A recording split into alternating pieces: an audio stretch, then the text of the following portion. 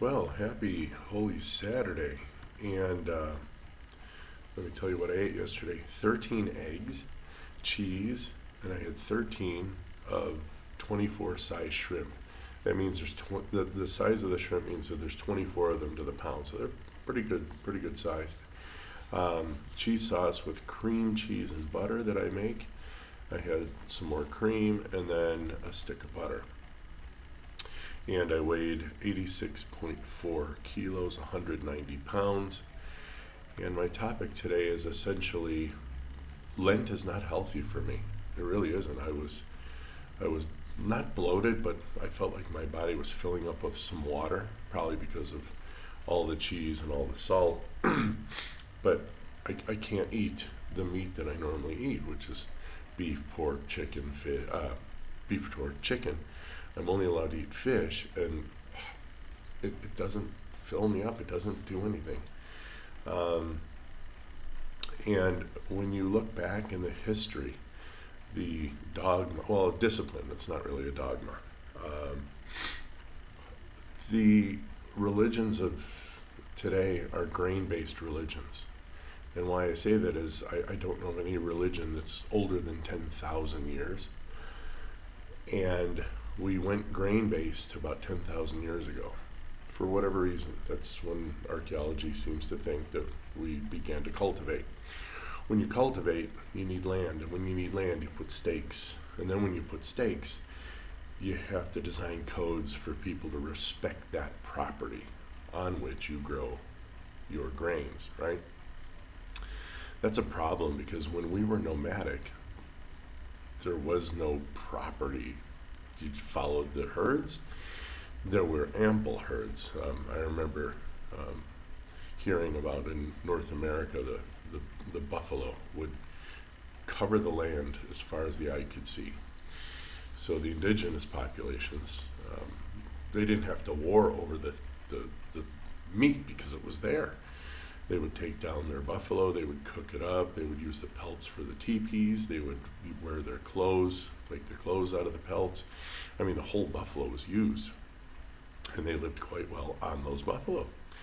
And any of the surrounding water, there's plenty of rivers in the area, lots of water, depending on kind of where you were. So they didn't lack for anything, they didn't want for anything. Might there have been tough times, tough years? Yeah. But as far back as I can remember, the Jewish religion, I think they're in the year 6,700 something.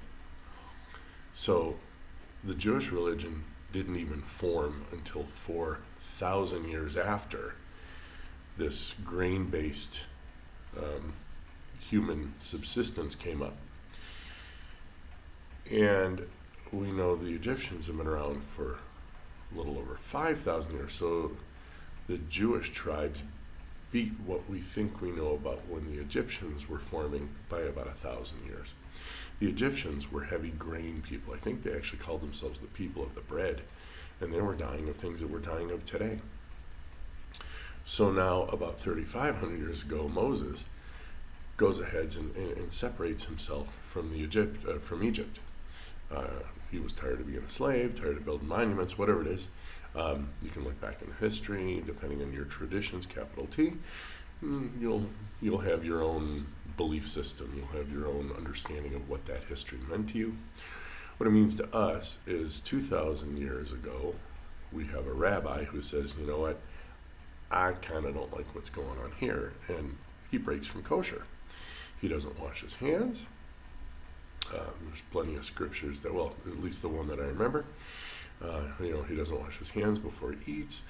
He eats what he wants. He works on the Sabbath. It's like, okay, so he is reestablishing the law. And what I notice mostly is in John 6, he has this meat and blood discourse. And me being me, I have this funny feeling he's breaking away from this idea of grains because they cause inflammation, they cause death, they cause heart attack, stroke, cancer, and diabetes, at least today. What could we prove from then? Don't know. But he says, I'm the light, the truth, and the way. And the interesting thing is it's really a marriage feast. The way the Catholics view this is the priest consecrates bread and wine into literally Jesus' meat and his blood. And then his soul and divinity come along with that. So we take our communion, we eat his flesh and blood. He becomes part of us, and our individual human bodies become his body of the church. So it's the closest we can get to consummating, all right? Because what do men and women do?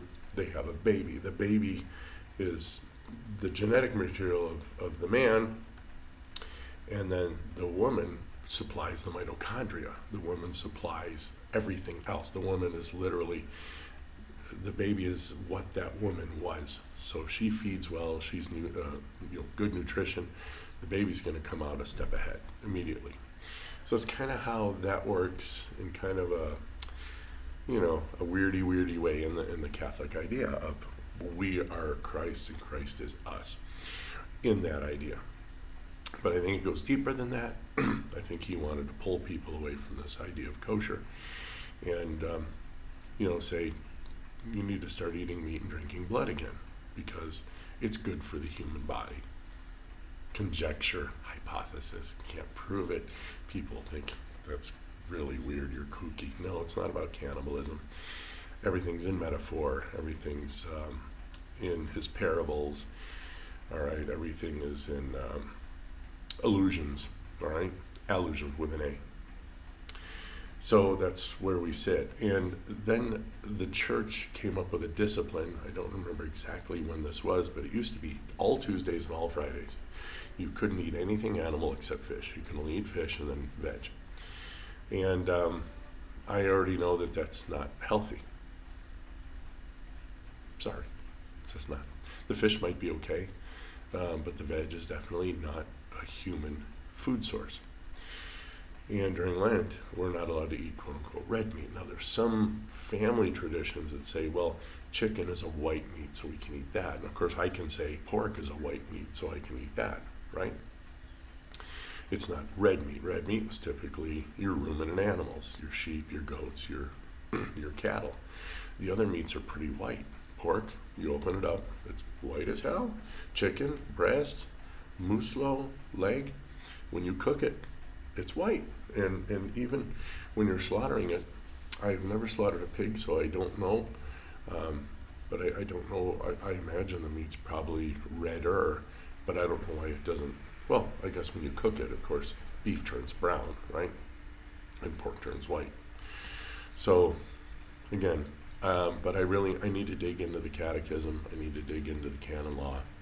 And I need to find a loophole because I'm tired. I don't mind the fasting. Are you kidding me? I did a 125-day fast during the Ash Wednesday week, from that Sunday through Ash Wednesday all the way to Friday evening, and then I ate. So when people say, oh, you didn't do the 40-hour fast, or you didn't do it, bruh, I did 125 hours to kick off Lent, all right? So, don't throw stones kind of thing. So I really do need for next year to find a loophole that will allow me to eat my proper human diet. Now, I could, of course, just eat after sundown on that Friday and eat anything I want.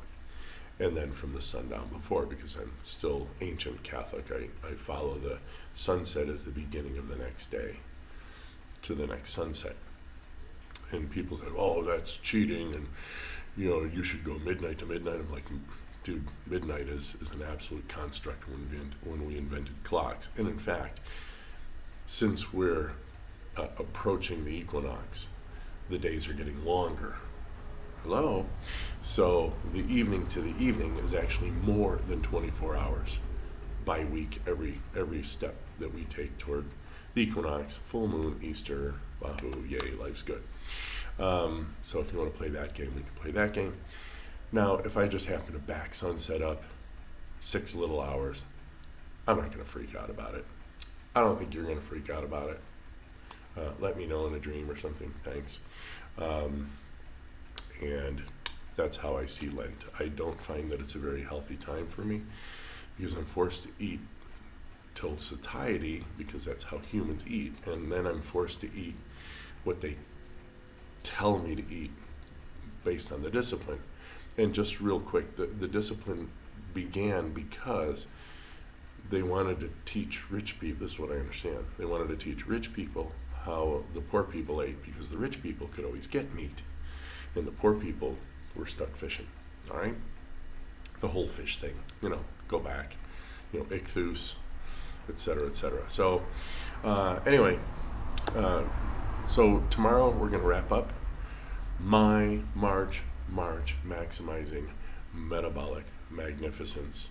And I'll give you a summary of what happened, how my weight went, any metrics that I was able to glean. And spoiler, I'm not going to give you a spoiler. We'll talk about it tomorrow. And you guys have a great Holy Saturday. Be well.